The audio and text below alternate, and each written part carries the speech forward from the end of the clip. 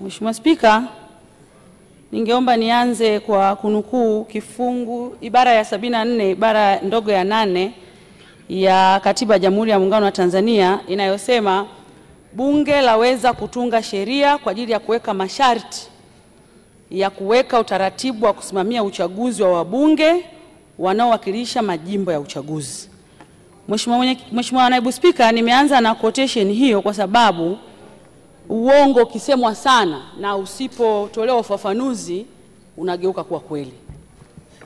Mheshimiwa Naibu Spika, yako maneno ambayo yanajaribu kupotosha kwamba kitendo cha Bunge na Tume ya Uchaguzi kuwalazimisha vyama vya siasa kusaini kanuni za maadili ni kinyume na katiba. Mheshimiwa Naibu Spika, ibara ya 74 ibara ndogo ya 8 ya katiba, baada ya kutoa mamlaka hayo kwa Bunge mwaka jana, bunge hili tukufu na mimi nikiwa sehemu ya wabunge, tulitunga sheria mbili. Na Mheshimiwa Spika, ieleweke, utungaji wa sheria hizi mbili ulipelekea kufutwa kwa sheria kubwa mbili. Sheria ya Tume ya Uchaguzi ya mwaka 1985 na sheria ya uchaguzi wa serikali za mitaa ya mwaka 1979. Tukatunga sheria. Na kupitia sheria hiyo tukasema Tume ya Uchaguzi kwa kushauriana na serikali na vyama vya siasa watatengeneza kanuni za namna bora ya uendeshaji wa uchaguzi wa serikali za mitaa, rais, wabunge na madiwani.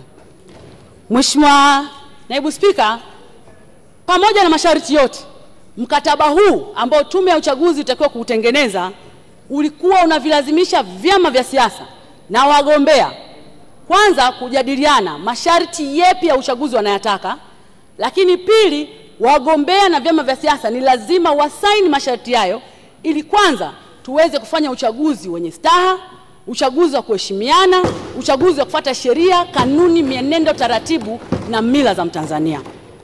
Mheshimiwa Spika, wako ndugu zangu wa Chadema wenyewe wanasema hawako tayari kusaini kanuni za maadili za uchaguzi.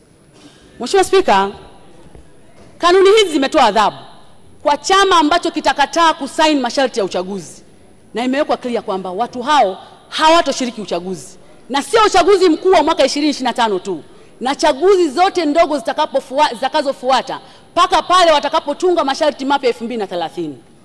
Mheshimiwa Spika, chama changu hicho cha Chadema kinacho room ya kutoa sababu ya kwa nini walishindwa kushiriki kusaini kanuni, na wanaweza kushawishi tume na msajili wa vyama vya siasa ili waweze kusaini masharti haya, kwa sababu nje ya hapo itakuwa ni uvunjifu wa sheria, ni uvunjifu wa kanuni na uvunjifu wa katiba yenyewe. Mheshimiwa Spika, yapo maneno ya wasomi wanasema hakuna kanuni itakayo kwenda kinyume na katiba. It is not true. Mheshimiwa Spika, Naibu Spika, kila haki na wajibu. Huwezi kuomba haki wakati hutaki kutekeleza wajibu. Ni kama tu ambavyo Mheshimiwa Spika, leo hii tunasema huwezi kwenda kupiga kura kama hujajiandikisha kwenye daftari la kupiga kura. Huo ni wajibu wako. Kama hujajiandikisha kwenye daftari, huwezi kupiga kura. Huwezi kulipwa mshahara, Mheshimiwa Naibu Spika, kama hujafanya kazi. Ili ulipwe mshahara ni haki yako ya msingi, ni lazima ufanye kazi. Na huwezi kushiriki uchaguzi kama hujakubaliana na wenzio kwamba yako masharti ya kutunza staha za watu, yako masharti ya kutunza heshima za watu, yako masharti ya kuheshimu sheria za nchi ambayo tunakubaliana sisi serikali, Tume ya Uchaguzi na vyama vya siasa kwamba tutayafuata kwenye chaguzi zote kuanzia 25 mpaka 30. Mheshimiwa Spika, mimi na washauri Chadema, hakuna namna ya kusema kwamba watashiriki uchaguzi kama hawatakubaliana na kanuni za uchaguzi. Mheshimiwa Naibu Spika, naomba nifafanue kidogo kuhusiana na hoja yao ya no reform no election.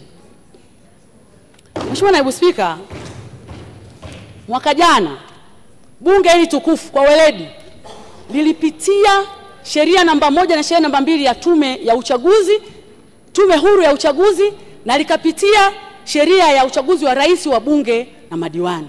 Na Mheshimiwa Spika, taratibu za utunzi wa sheria zinataka huko wale wanaoleta yale mapendekezo wakusanye maoni ya wadau. Lakini ili kuondoa mashaka katika utungaji wa sheria hizi mbili sensitive, bunge liliita wadau hapa bungeni kwa ajili ya kutoa maoni. Na Mheshimiwa Spika, chama cha Chadema kiliwakilishwa na katibu mkuu wa chama, wakaleta maoni hapa bungeni, John Mnyika. Haikutosha, wakaja baraza la vijana wakaleta maoni. Haikutosha, likaja baraza la wanawake wakaleta maoni. Haikutosha, wakaleta hilo wanaoliita bunge la wananchi chini ya mama yangu Susan Limo wakaleta maoni. Na Mheshimiwa Spika, kwa taarifa tu kwenye bunge hili tukufu, asilimia zaidi ya 95 ya maoni yaliyotolewa yalichukuliwa yakaingizwa na tukatunga sheria hizi mbili za uchaguzi. Mheshimiwa Spika, wote tunajua ndani ya bunge hili masharti ya ubadilishaji wa zile sheria yalikuwa ni magumu sana. Joto lilikuwa kubwa sana pale Msekwa. Mheshimiwa Spika, hebu fikiria mazingira ambayo tunataka sisi wabunge ambao kimsingi na tunashiriki uchaguzi tubadilishe sheria ambayo kimsingi ilikuwa ina wafeva wabunge wengi ya kupita bila kupingwa. Kulikuwa kuna kifungu kinasema ikitokea vyama vingine vimekosekana kushiriki uchaguzi, basi mgombea atakuwa amepita bila kupingwa. Leo akibaki mgombea mmoja, Mheshimiwa Spika, sheria mpya inasema atapigiwa kura ya ndio na hapana. Hivi nani anaweza kukubali kitu cha namna hiyo? Joto la uchaguzi lilivyokuwa kali, lakini bunge hili liliridhia mtu anapigiwa kura ya ndio na hapana. Na yale yalikuwa ni maoni ya vyama vya upinzani. Mheshimiwa Spika, katika mazingira ya kawaida wakurugenzi wa uchaguzi tulizoea wana machinery zote za kusimamia uchaguzi. Lakini maoni ya serikali yalikuwa ni lazima wasisimamie uchaguzi. Na kesi zilipelekwa mpaka mahakamani. Mheshimiwa Spika, sisi bunge tukaridhia na Mheshimiwa Rais akasaini kwamba sasa wakurugenzi watakaa pembeni, atasimamia mtumishi wa serikali mwandamizi na atasaidiwa na raia wa kawaida ambao watafanya maombi na watafanywa usaili, na watakapofanikiwa wale waliochaguliwa kusimamia uchaguzi kama wasimamizi wasaidizi watabandikwa kwenye gazeti ya serikali, kila mtu ataona kwa uwazi ili tuweze kuwajibisha serikali. Ni nani anaweza kukubaliana na kifungu cha namna hiyo? Lakini serikali hii chini ya Mheshimiwa Rais ilikubali ili kuhakikisha uchaguzi unakuwa huru na haki. Mheshimiwa Spika, wote tunafahamu hapa kwenye sheria ya tume ya uchaguzi lengo la kila chama cha siasa ni kushika dola. Na ili ushike dola unajua kuna mambo ambayo ni privilege utayapata. Mheshimiwa Rais alikuwa na privilege, alikuwa na upendeleo wa kipekee wa kuchagua mwenyekiti na makamu mwenyekiti wa tume ya uchaguzi. Lakini leo ameamua kujivua madaraka yale. Amekabidhi kamati maalum, ameweka majaji, akaweka element ya muungano, secretariat ya haki za binadamu na mjumbe mmoja, na kusema wale ndio watampelekea majina matatu ambayo yataqualify kuweza kupata mwenyekiti na makamu mwenyekiti wa tume ya uchaguzi.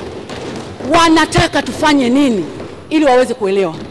Mheshimiwa Mwenyekiti, Mheshimiwa Naibu Spika, tunapokea ushauri, lakini lazima tukubaliane hapa, tusipotoshe umma kutaka kutekeleza jambo ambalo tunajua hata wale wanaolipendekeza hawajatekeleza wajibu wao.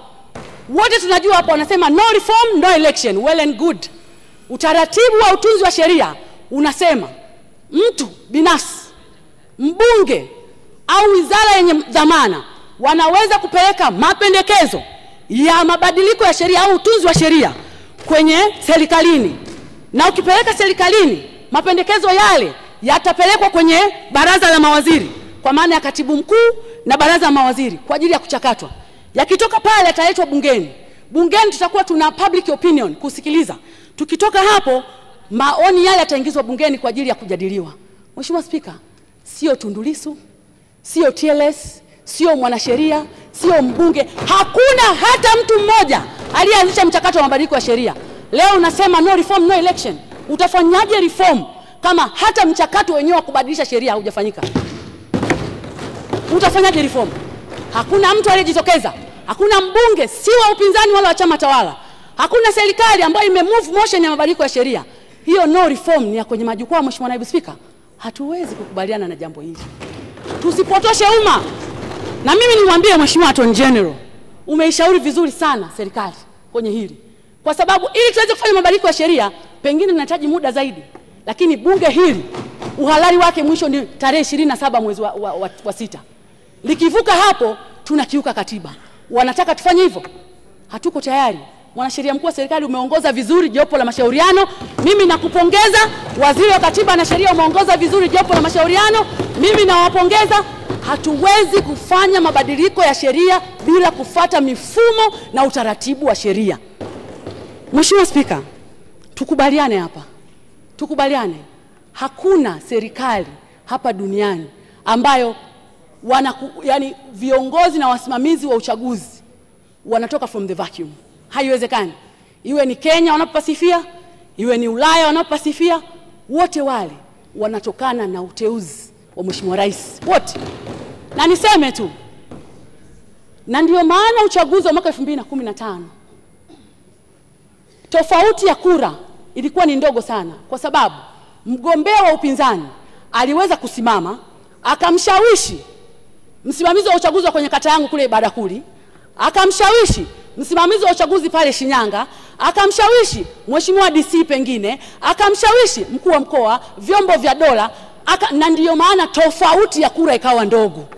Haiwezekani under the sun. Wewe huwezi kushawishi vyombo vyote hivyo alafu unataka tume ya uchaguzi itoke kutoka kwenye robot. Haiwezekani. Ni lazima tuweke candidates wenye ushawishi ambao wanaweza kushawishi kuanzia ngazi ya taifa mpaka ngazi ya kijiji. Tofauti na hapo, ukiweka wanaharakati, ukaweka watu wanaopiga kelele majukwaani. Hata viongozi wa dini hawapendi viongozi wanaotukana matusi hadharani. Hawapendi viongozi wanaodhalilisha watu. Hawapendi viongozi ambao hawaheshimu mifumo. Kila mtu anataka kiongozi ambaye anaheshimu demokrasia na amani ya nchi. Kwa maana hiyo, Mheshimiwa Naibu Spika, mimi na washauri ndugu zangu, sisi tunakwenda kwenye uchaguzi. It is either waende wakasign form za maadili au wajitoe na hawatoshiriki uchaguzi mpaka 2030. Huo ndio ukweli. Na tusipotoshe jamii kwa kusema kwamba kuna taarifa. Nani taarifa? Ni mimi hapa Mheshimiwa Naibu Spika. Wewe nani? Simama basi. Stella. Stella Fiao. Stella. Nilikuwa nataka kumpa tu taarifa Mheshimiwa mzungumzaji kuwa hata maandiko matakatifu yanasema iheshimuni sana mamlaka, maana imetoka kwa Bwana. Mheshimiwa Salome. Mheshimiwa Salome, nimekuongezea muda kidogo. Mheshimiwa Spika, naipokea taarifa ya mdogo wangu Stella Fiao. Na ukweli ni kwamba hata wao wakifanikiwa kuingia madarakani, yani wataona hii sheria kama vile Mheshimiwa Rais Mama Samia Suluhu Hassan alikuwa amelegeza sana. Wataona kama ilikuwa imelegezwa sana. Sidhani kwa utashi walionao wanaweza wakakubali eti washauriwe na kuletewa majina matatu wa msimamizi wa tume huru ya uchaguzi. Sidhani. La mwisho, Mheshimiwa Spika, kwa dakika moja. Iko initiative kubwa sana inafanywa na wizara inayohusiana na utoaji wa msaada wa kisheria. Mheshimiwa Spika, mimi niko kwenye legal field. Kama kuna jambo gumu wa Tanzania linalowafika ni namna ya kufikia haki yao ya kisheria. Hao watu wanafanya jambo kubwa sana. Changamoto kubwa ninayoiona Mheshimiwa Spika ni muda wanaopata katika maeneo enda kutoa msaada wa kisheria. Lakini changamoto ya pili ni uwezo wa kifedha kwenye mfuko wa Samia Legal Aid Campaign. Hii kampeni imebeba jina kubwa sana. Nilikuwa na shauri Mheshimiwa Spika. Ushauri wa kwenye kada ya kisheria ni moja kati ya kada ambayo ni ngumu kidogo kwenye nchi hii. Na shauri ili kuleta ufanisi na tija kwenye nchi hii, mfuko huu upewe hela maalum na utengewe bajeti ya kutosha ili uweze kutekeleza majukumu yao. Nakushukuru sana Mheshimiwa Spika. Asante sana Mheshimiwa Salome. Tu ambao mko kwenye gallery pamoja na kutembelea bunge, ni mafunzo ni sehemu. Niwaombe mchukue mada hii inayosema nani Mheshimiwa Salome pamoja na wabunge wengine, muisaidie nchi kusema ukweli.